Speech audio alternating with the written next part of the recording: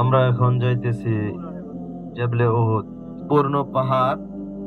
এই পাহাড় দৈর্ঘ্য 14 কিলোমিটার, 14 কিলোমিটার লম্বা এবং 2.5 থেকে 3 কিলোমিটার উঁচা।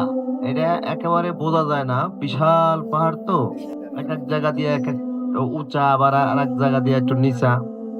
জাবালে ওহুদের ব্যাপারে আল্লাহ রসুল সাল্লাল্লাহু আলাইহি সাল্লাম বিভিন্ন সময় হাদিসের ভিতরে রিওয়ায়েতে সওয়াবের ব্যাপারে তুলনা দিছেন। সওয়াবের ব্যাপারে এই পাহাড়ের নাম তুলনা করছেন অনেকবারই, যে পাহাড় পরিমাণ, ওহুদ পাহাড় পরিমাণ সওয়াব, এই নেক, এই কাজ করলে ওহুদ পাহাড় পরিমাণ সওয়াব। এরকম বহুত হাদিসেই এই জাবালে ওহুদের নামে উদাহরণ আছে।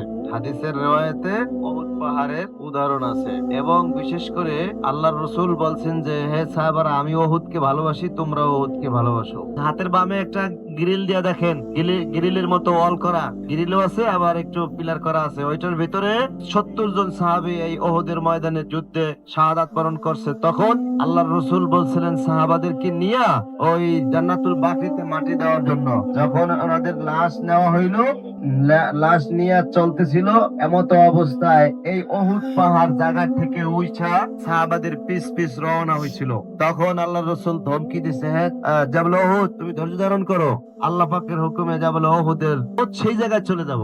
তখন আল্লাহ রসুলের পক্ষ থেকে সিদ্ধান্ত আসলো যে সাহাবারা, এখানে যারা শাহাদাত বরণ করছে এই অহুদের পাদদেশে তাদেরকে দাফন করা হবে।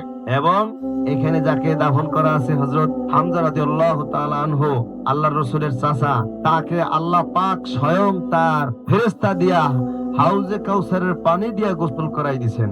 সুবহানাল্লাহ। সেই শহীদরা এখানে শোয়া, আমরা দোয়া করব আল্লাহ পাক যেন আমাদেরকেও দিনের জন্য কবুল করে, মাফ করে দেয়।